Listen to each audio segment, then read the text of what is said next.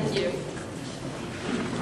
Good evening, and welcome to parents, families, teachers, fellow grade 8 graduates, and anyone else who got in with a blue ticket. It is an honor for me to be speaking to you tonight on behalf of the grade 8 graduating class. This is a special night, and I would like to share with you some memories from the past and some ideas for the future. I asked the grade 8s if they would share some memories of Wallace Public School. There are 28 of us in total, each with a different story on how we arrived at Wallace. Many of us have been together for 10 years. That's half a life sentence. If I had robbed the liquor store instead of going to kindergarten, I'd be getting out today. Some of us arrived at Wallace partway through our elementary journey.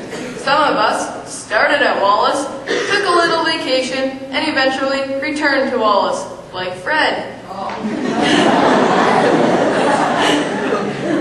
Regardless of how we got here, I know we all agree that Wallace is an amazing school. Wallace can be compared to the TV show Cheers, some show my parents used to watch, where everybody knows your name. For the most part, this can be a good thing.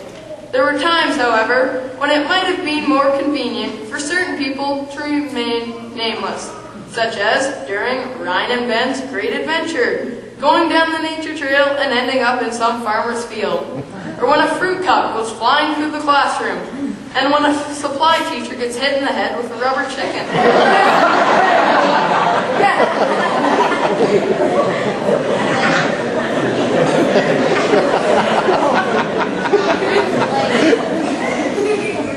Or being the one to reach the summit of Mount Bubius, or taking the blame for hitting Jared in the head with a snow boulder, and then later with a baseball bat. And even teachers sometimes wish to remain anonymous. For example, after slamming the door shut and watching the clock fall off the wall. These are times when we wish others did not know our name. Another thing we agree on is that if you started Wallace in kindergarten, then you were lucky enough to have the best kindergarten teacher ever. Sorry, Mom. In September 1998, Wallace Public School opened up its very first junior kindergarten classroom. Some of us were part of that year. For me, it meant getting to spend an extra year with Mrs. Crotts.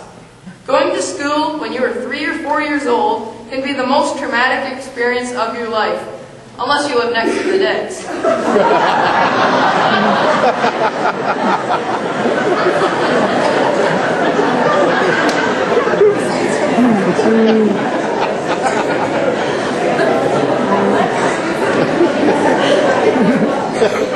Having a teacher like Mrs. Crotts made this experience a little more soothing. We were greeted each morning by a kind and loving lady who took care of us all day long. Plus, we got to watch movies. Mrs. Crotts retired at the end of senior kindergarten year. I guess she had enough of JK, or maybe she was just tired of putting Michael on the timeout chair.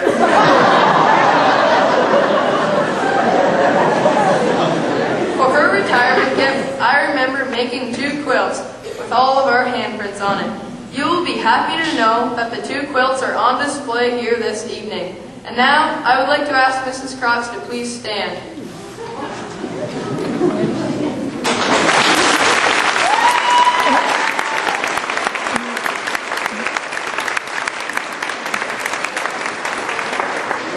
Mrs. Crotts, I would like to take this opportunity to thank you for being you and for giving us the best possible start to our school career. You are and will always be a very special person. Thank you.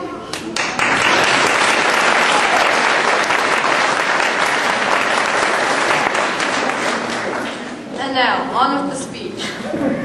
After reading through your pages of Wallace memories, there were a lot of moments that many of us remembered, such as looking after the garden in the summer of grade 1, and raise your hand if you got to bring home a baby quail chick in grade 2 or 3.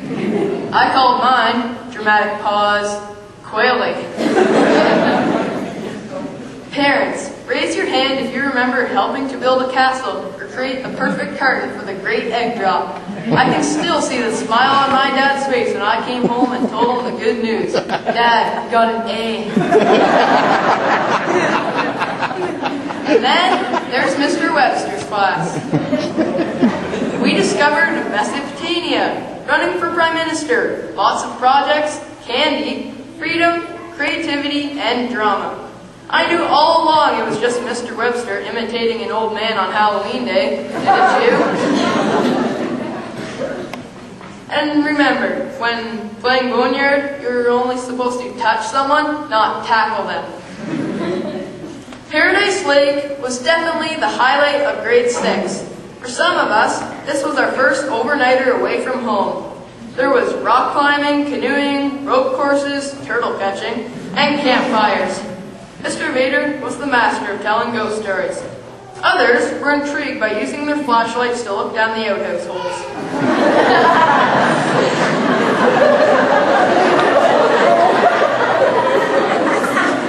And some became experts at blowing fudgicles through their nose. Right, Michael?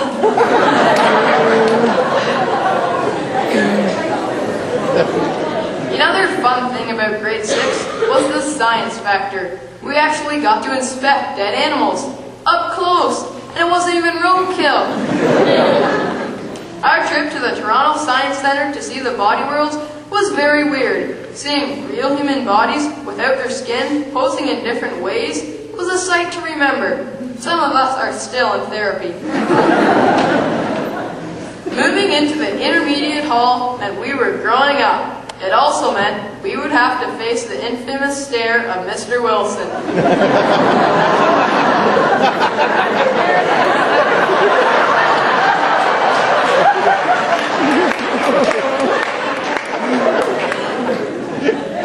If you like sports, then Mr. Wilson was your man. If you cheered for the Detroit Red Wings, even when your favorite team was the Leafs, then Mr. Wilson was your best friend. And if you let Mr. Wilson win in basketball, then life was good. However, if you insisted on arguing and proving Mr. Wilson wrong, then you might as well set up a permanent desk in the hall. Or even settle for being locked out of the classroom. Our trip to Niagara Falls was incredible. We wore garbage bags while riding on the Maid of Mist, and we ate at the Rainforest Cafe, which was a pretty cool restaurant. Did you know that they pay some guy to help you in the bathroom or washroom? That's okay, buddy. I can handle this one on my own.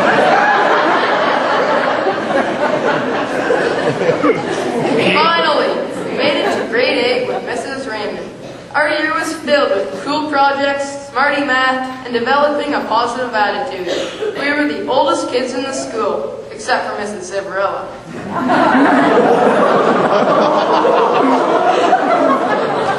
Being at the top meant having a lot more responsibility. We were older, more mature, stronger, and capable of performing many tasks. We were allowed to run the sound system, clean out the gym storage room, move furniture and equipment, shovel mulch around every tree at Wallace School. Wait a minute. Oh well, if it means getting out of class, then it's worth it. If you enjoy sports, then Wallace has many opportunities for you to get involved. Soccer teams, volleyball teams, basketball teams, baseball teams, and track and field. The girls especially proved to be superior in this area. Girls, us boys sadly salute you. And finally, the culmination for every Wallace grad, the Ottawa trip. Our days were packed with so many events that our heads were spinning. Museums, art exhibits, tours, beaver tails, shopping, and hotel rooms. Oh, by the way, Aaron and Monica, the hotel called. They ran out of keys. This trip was truly overwhelming and will be a memory that we will all treasure for a long time. I can't wait until my kid goes on the Ottawa trip, and when I get chosen as a parent volunteer, I plan on having as much fun as Wayne and Seymour.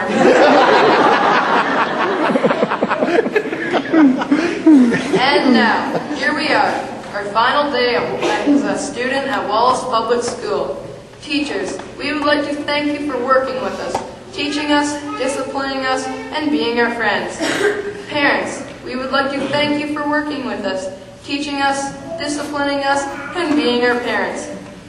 Graduation is not an ending, but rather a step to a new beginning. Next year, we will enter the next phase of our lives, high school. For most of us, it will mean going to Listowel High School. For others, it means braving the halls of Norwell.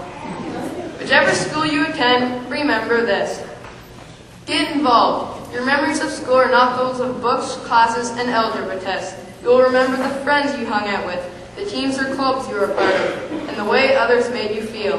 And also, try not to get stuffed in a locker.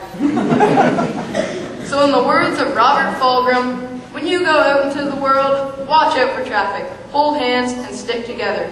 And in the words of Gloria Gaynor, I've got all my life to live, and we will survive. We will survive. Hey, hey.